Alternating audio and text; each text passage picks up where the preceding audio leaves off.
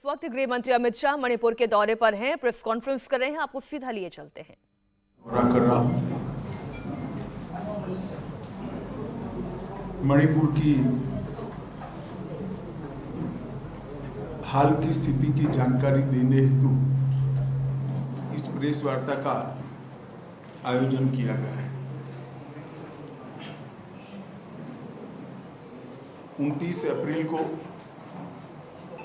Manipur high court ने,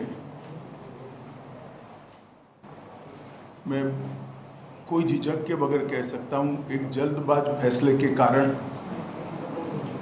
यहां पर जातीय हिंसा और दो ग्रुपों के बीच में हिंसा की शुरुआत हुई। विगत 6 वर्षों से,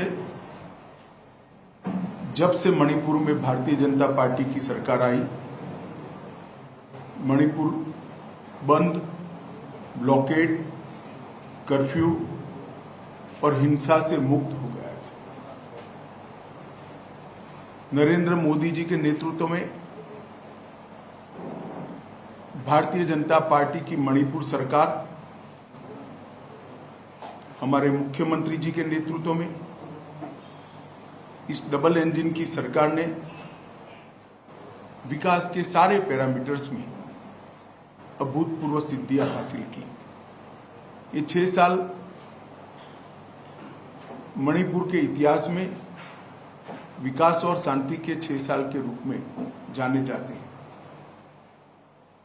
चाहे सेंट्रल इंस्टीट्यूशन लाना हो, चाहे इंफ्रास्ट्रक्चर को मजबूत बनाना हो, बढ़ावा करना हो, इंडस्ट्रियल इन्वेस्टमेंट लाना हो, एजुकेशनल इंस्टीट्यूशन को सुचारू रूप से चलाकर मणिपुर को नॉर्थ ईस्ट के एजुकेशन और स्पोर्ट्स में हब बनाने की बात हो, हर क्षेत्र में शांति के कारण मणिपुर विकास के रास्ते पर चल पड़ा है। विगत लगभग 1 महीने से मणिपुर में हिंसक घटनाएं हुई हैं। सबसे पहले तो मैं जिन दुर्भाग्यपूर्ण नागरिकों की हाल की हिंसा में मृत्यु हुई है, इस सभी के परिवारों के प्रति देश के प्रधानमंत्री जी की ओर से, मेरी ओर से और भारत सरकार की ओर से इनके प्रति संवेदना व्यक्त करता हूं। जान किसी की भी गई हो, देश के नागरिक की जान जाती है, तब हम सबको, मुझे, आपको, सभी को दुख होना बहुत स्वाभाविक है। ये 2 दिन के दौरान मैंने ढेर सारे इधर और साइड के लोगों से मुलाकात की है। मैंने ये 3 दिनों में अस्थायी कैंपों का दौरा किया है। ये 3 दिनों के अंदर मणिपुर के अलग अलग हिस्सों में, इम्फाल, मोरे, चुराचांदपुर, कंपोकपी, सभी जगह जाकर नागरिकों के प्रतिनिधिमंडल और आहत लोगों से चर्चा करने का प्रयास किया है। राज्य के कैबिनेट मंत्रियों के साथ भी मीटिंग की है। महिला संगठनों के साथ भी दोनों और मेरी मीटिंग हुई है। मतई समुदाय के लगभग 22 सीएसओ को मैं मिल चुका हूं। इसी प्रकार से कुकी समुदाय के भी 25 से ज्यादा सीएसओ के साथ मेरी मीटिंग हुई है।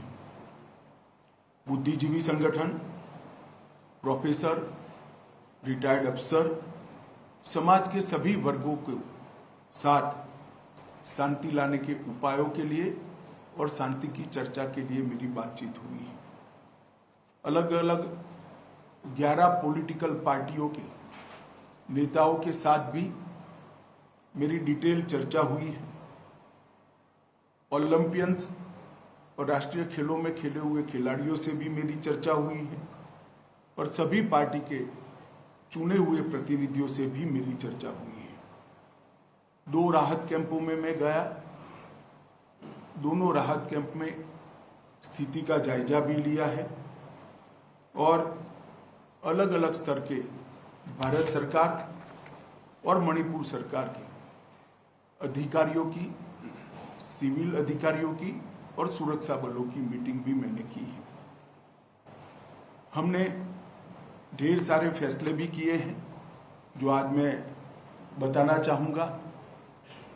भारत सरकार विगत 1 महीने से चलती हुई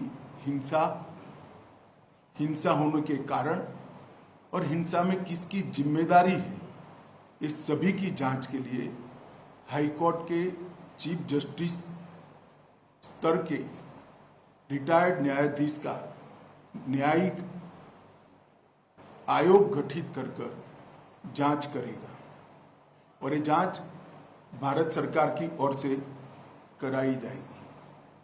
भारत सरकार मणिपुर के गवर्नर साहिबा की अध्यक्षता में एक शांति समिति का गठन करेगी जिसमें सभी का समावेश होगा। उद्योगपति भी होंगे, खिलाड़ी भी होंगे, राजनीतिक दलों के प्रतिनिधि भी होंगे, चुने हुए प्रतिनिधि भी होंगे और अलग अलग सिविल सोसाइटी ऑर्गेनाइजेशन के प्रतिनिधि भी सभी प्रकार के होंगे। मणिपुर में अभी ढेर सारी एजेंसियां सुरक्षा की दृष्टि से काम कर रही हैं। उनके बीच में बेहतर समन्वय के लिए एडवाइजर श्री कुलदीप सिंह जी, जो कि रिटायर्ड डीजी सीआरपीएफ हैं, उनकी अध्यक्षता में इंटर एजेंसी यूनिफाइड कमांड की व्यवस्था आज से ही हम रचना में लाएंगे, जो सभी एजेंसियों के बेटर कोऑर्डिनेशन के लिए, पक्षपात विहीन कोऑर्डिनेशन के लिए इनकी अध्यक्षता में काम होगा। जितने भी केस रजिस्टर किए गए हैं, इसमें से 5 केस चयनित किए गए हैं और 1 केस इन जनरल कॉन्स्पिरेसी का रजिस्टर्ड कर ये 6 केसों की जांच सीबीआई का विशेष दल करेगा, जो भारत सरकार के तत्वाधान में किया जाएगा। और मैं सभी मणिपुर वासियों को विश्वास दिलाना चाहता हूं, किसी भी पक्षपात और भेदभाव के बगैर हिंसा के मूल तक जाकर आने वाले समय में कभी हिंसा न हो, इस प्रकार की एक न्यूट्रल जांच और दोषियों को दंडित करने की कार्यवाही की जाएगी। एक रिलीफ एंड रिहेबिलिटेशन पैकेज को भी तैयार किया गया है। जितने भी लोगों का जान गया है वो सभी को 5 लाख रुपया मणिपुर सरकार की ओर से और 5 लाख रुपया भारत सरकार की ओर से 10 लाख रुपया दिया जाएगा। ये राशि डीबीटी के माध्यम से उनके परिवारजनों के सीधे बैंक अकाउंट में ट्रांसफर की जाएगी। जो इंजर्ड हुए हैं उन इजाग्रस्तों के लिए, जिनकी प्रॉपर्टी का नुकसान हुआ है, उन लोगों के लिए भी एक रिलीफ एंड रिहेबिलिटेशन पैकेज तय कर लिया गया है, जिसकी डिटेल घोषणा कल भारत सरकार के गृह मंत्रालय से हम करेंगे। मणिपुर की जनता को चीज वस्तुओं की कमी न हो, इसके लिए 30,000 मैट्रिक टन नियत कोटा से एक्स्ट्रा चावल भारत सरकार ने यहां पर भेजा है। वो चावल 15,000 मैट्रिक टन के 2 महीने तक 15,000 मैट्रिक टन भेजा जाएगा। गैस, पेट्रोल और सब्जियों की भी आपूर्ति की व्यवस्था कर दी गई है। सारी चीजें ऑन वे हैं और उनके वितरण के लिए सस्ता अनाज की जो दुकान है, इसके अलावे एक अलग से कैंप खोला जाएगा जहां उनके इलेक्ट्रॉनिक राशन कार्ड से भी अनाज मिलेगा और जिनको परचेस कर चाहिए उसको भी मिलेगा। वहां से सब्जियां भी बांटी जाएगी दवाइयाँ भी बेची जाएगी और पेट्रोल पंप कुछ चयनित कर दिए गए हैं, लगभग 15 पेट्रोल पंप जो दिन रात खुले रहेंगे, जिससे पेट्रोल की किल्लत यहाँ पर हो न सके। आवाजाही में आप सभी जानते हैं थोड़ी दिक्कत है, इसलिए खोनसेंग रेलवे स्टेशन अभी पूरा नहीं बना है, मगर लाइन तैयार हो गई है। तो हमने टेम्पररी प्लेटफॉर्म बनाने का निर्णय किया है, जो एक ही सप्ताह में बन जाएगा। तो रेल से भारत के बाकी हिस्सों से मणिपुर की आपूर्ति करने के लिए ये बहुत बड़ी सुविधा होगी। युद्ध स्तर पर ये प्लेटफॉर्म बनाने की कार्यवाही कल से ही शुरू हो गई है। मैं आशा करता हूं कि 4-5 दिन के अंदर ही हम रेल के माध्यम से यहाँ आपूर्ति शुरू कर देंगे। तो रेल जब आना शुरू होगी तो चीज़ों की कमी में बहुत सुधार हो जाएगा। दोनों ओर लोग शिफ्ट हो गए, इसके कारण मेडिकल डॉक्टर की भी असुविधा विशेषकर कुकी भाइयों के क्षेत्र में हुई है। भारत सरकार ने 8 टीमें, जिसमें 20 डबल ग्रेजुएट डॉक्टर होंगे, वो डॉक्टरों के साथ उनकी टीमें भी होंगी। वो टीमें वहाँ से रवाना हो चुकी है।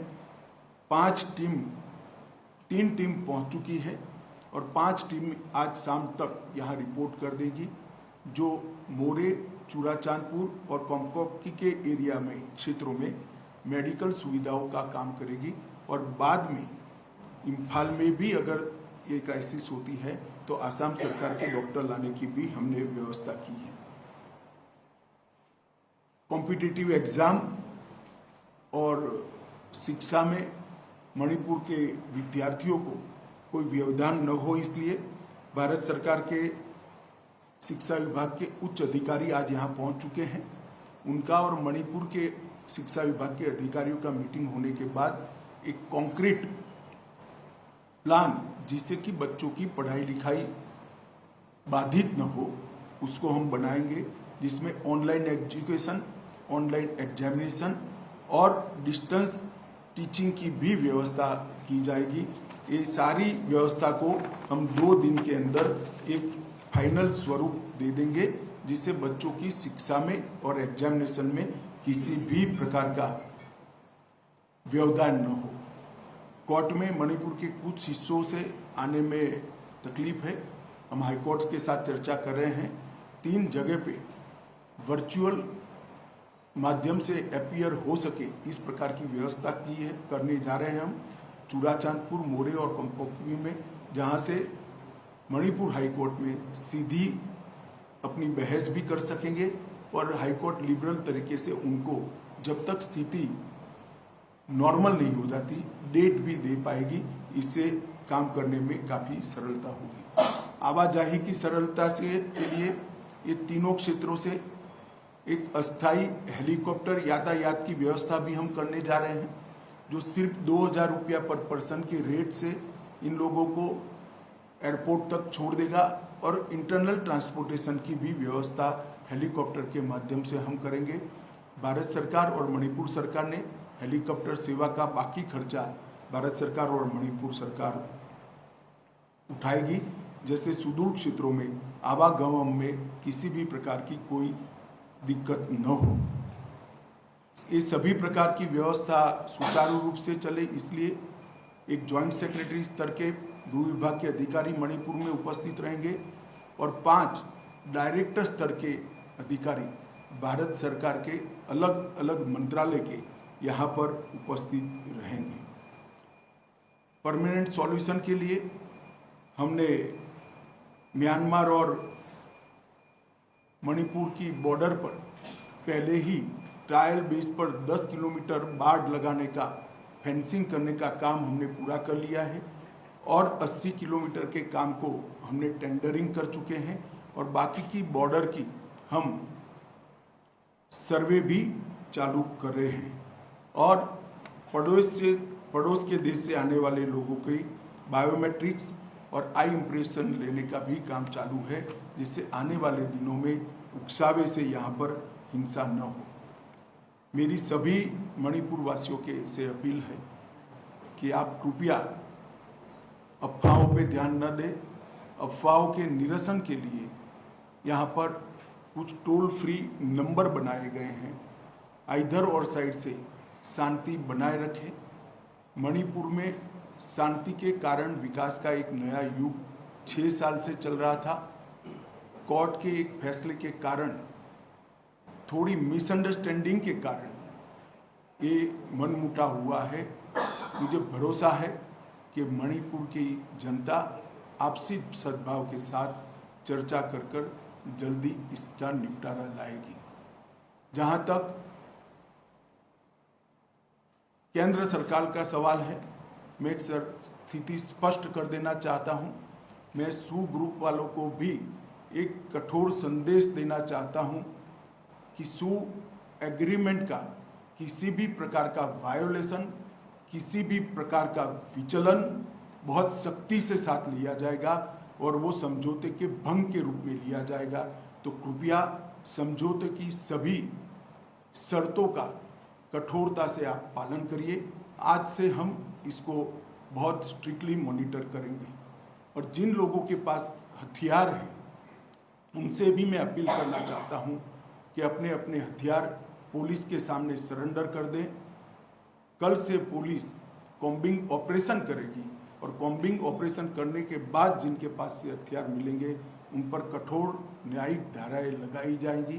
तो मेरा सभी से अपील है कि जिनके पास हथियार हैं वो सभी लोग पुलिस के सामने अपने हथियारों को सरेंडर कर दें। मैं सभी सिविल सोसाइटी ऑर्गेनाइजेशन से भी निवेदन करना चाहता हूं कि अफवाहों पर ध्यान न दें। समय शांति बनाने का है, समाज के अंदर सद्भावना बढ़ाने का है और जिस काम के लिए आप लोगों ने ऑर्गेनाइजेशन बनाया है, मैं मानता हूं वो काम यही है। तो आप लोग कृपया दोनों साइड से शांति बनाने का, चर्चा का और सद्भाव बढ़ाने का माहौल बनाए, ऐसी मेरी आप सबसे विनती है। धन्यवाद। एक आराम से करिए, बैठ कर करिए। I represent Northeast Veto TV, which is based in Import.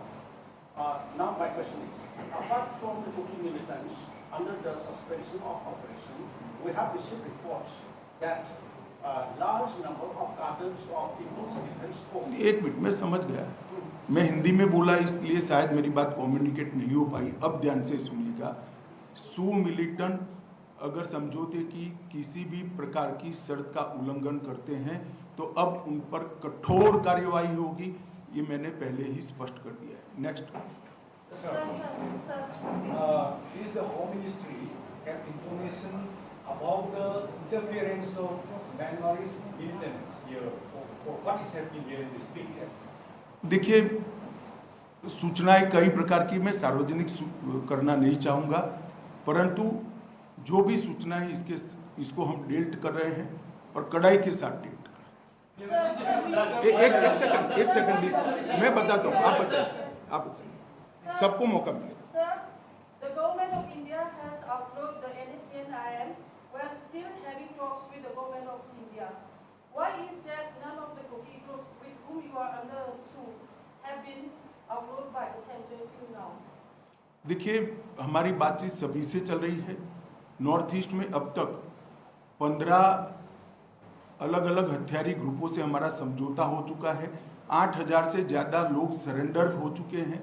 Narendra Modi सरकार बनने के बाद 2014 से लगभग 8000 उग्रवादी हथियार डालकर मेन स्ट्रीम में आए। बाकी लोगों से भी बातचीत चल रही है।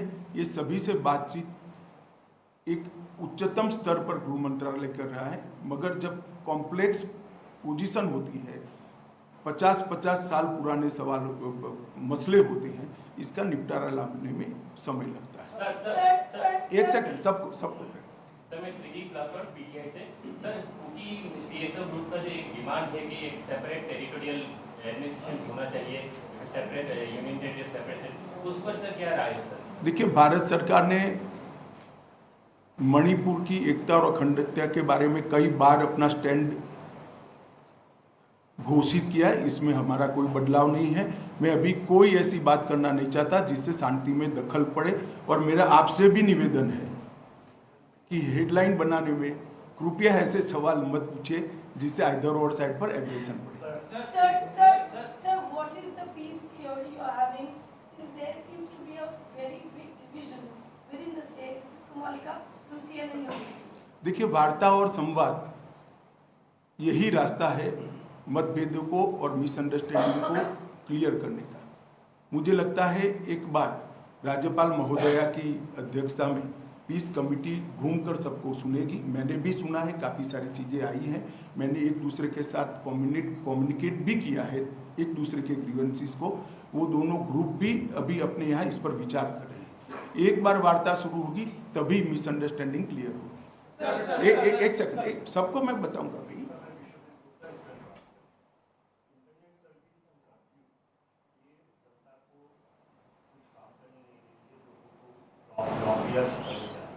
कब तक हम विफल रहेंगे? शांति होते ही तुरंत कर देंगे। Sir, how many cookie militants specifically came out here in Manipur? And how are you going to monitor them? देखिए, ये एग्जामिनेशन नहीं है, सिक्योरिटी रिलेटेड चीज़ों का इस प्रकार से जवाब नहीं दिया जाता है। आप भी जरा सोचिएगा कि सवाल कैसे पूछने चाहिए। धन्यवाद। सर, एक सवाल है। आप शुरुआत में बताए थे कि आपने जो कोर्ट के राय से ये दुर्घटना हो गई थी, ये बिल्कुल गलत बात है, क्योंकि चलो ये आपकी राय है। मैंने मेरी राय बता, सुनिए ना, यहाँ बहस नहीं हो सकती। मैंने मेरी राय बता दी, आप आपकी राय जनता को बताइए। धन्यवाद। सर मैं रिपब्लिक टीवी से। सर, आपने कि 3 दिन से आप लगातार एक के बाद एक बैठक कर रहे हैं यहाँ पर, क्या आपको एश्योरेंस दिया गया है दोनों कम्युनिकेटर? जी, मुझे दोनों कम्युनिटी के CSO के माध्यम से विश्वास दिलाया गया है कि जो मिसअंडरस्टैंडिंग है इसको हम जल्दी ही निपटारा करेंगे, और दोनों कम्युनिटी ने अपनी अपनी जनता के साथ बातचीत करना भी शुरू कर दिया। इसकी ग्राउंड रिपोर्ट भी मिलती है। मैं बहुत ऑप्टिमिस्टिक हूँ कि जैसे ही राज्यपाल महोदय की अध्यक्षता में एक कमेटी घूमकर सबसे चर्चा करना शुरू होंगी, समाधान निकल आएगा। एक second. Sir, Saurabh from NDTV। Sir, आप जहाँ गए हैं आपको वेलकम भी किया गया है हर जगह पे, लेकिन स्टेट गवर्नमेंट के प्रति एक डिस्ट्रस्ट है। इसको लेकर के आपने जो राज्य की सरकार है उनको कोई सुझाव दिए हैं, कोई एडवाइस दिए हैं कि इस डिस्ट्रस्ट को कैसे दूर करें? देखिए, मैंने काफ़ी सारी चर्चा करी है, स्थिति से अवगत भी कराया है, सुझाव भी दिए हैं, मगर वो आपके लिए नहीं है, राज्य सरकार के लिए। Sir, Ishwar from times now sir, जिस तरीके से लगातार केंद्र सरकार पूरे नॉर्थ ईस्ट को भारत से जोड़ने की कोशिश करती है इंफ्रास्ट्रक्चर के माध्यम से और भी कनेक्टिविटी के माध्यम से, इस वायलेंस के बाद क्या आपको लगता है कि मणिपुर जो आसपास के अन्य राज्य हैं उनसे भी कट हुआ है और उसको जोड़ने की क्या प्रयास किए? ये टेम्पररी फेज है। यहाँ स्थिति सामान्य बहाल होने के साथ ही मणिपुर पहले की तरह विकास के रास्ते पर चला जाएगा, मुझे पूरा विश्वास है। Security forces have been stopped in many. Madam, आपने एक बार पूछ लिया। Madam,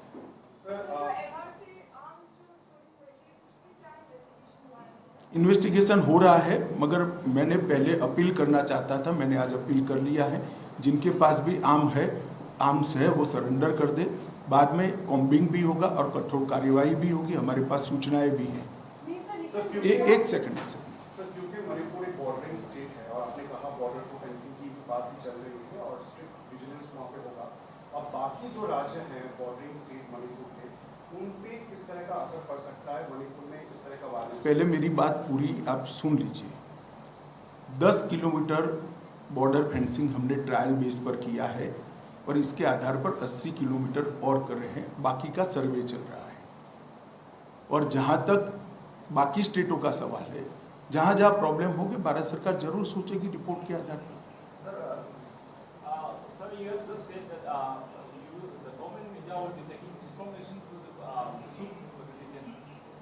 What would be your view that the Sikh group has been just broken the ground rule here? Like right now, there's a lot of incidents of firing towards the security force, and people, security force are killing here. How will we see the matter that the Sikh people are violating their? मैं समझ गया। हमारे पास जो सूचनाएं हैं इसके आधार पर मैंने उनको अपील की है कि वायोलेशन न करें। वायोलेशन करते हैं तभी कदम उठाने की बात है, और वायोलेशन करेंगे तो कदम उठाना चाहिए, इसमें आप भी सहमत हैं। मैंने यही कहा है कि वायोलेशन न करें। Sir serious general Anil Chauhan का एक बयान आया है कि इस बार की जो भी ऑपरेशन रही है वो काउंटर इंसर्जेंसी से कोई रिलेटेड है, तो राज्य सरकार और सेना के बीच में कोई ना जी, मैंने पहले ही कहा है नस्ली हिंसा है। सर मेरा एक सवाल है सर आपने बहुत सबसे पहले फोकस जो है रिहेबिलिटेशन में की है, जिस जिसके घर तबाह हुए सर उस कांड में सर दोनों समुदाय की सर कुछ ऐसे भी है सर कि वो फिर से वापस जाना नहीं चाहते सर, उसके लिए आप क्या कदम उठाएंगे? हम उनसे चर्चा करेंगे, स्थिति सामान्य होने के बाद उनकी यही मंशा रही तो फिर उसके लिए भी सोचा जाएगा। तो दो बातें तो एकदम क्लियर हैं इस प्रेस कॉन्फ्रेंस के बाद, आप भी समझ पाए होंगे। पहला तो ये कि मणिपुर की अखंडता को लेकर स्टैंड बिल्कुल क्लियर है, इसमें कोई समझौता नहीं होगा। और दूसरी बात ये कि जिन्होंने भी हथियार अपने पास रखे हैं वो इसका सरेंडर कर दें, वरना कॉम्बिंग ऑपरेशन जो कि कल से शुरू होगा, अगर इसके दौरान हथियार बरामद होते हैं तो फिर सख्त एक्शन भी लिया जाएगा। इंडिया टीवी हर वक्त हर जगह डाउनलोड करने के लिए सर्च करें India TV news Google play store या ऐप स्टोर पर।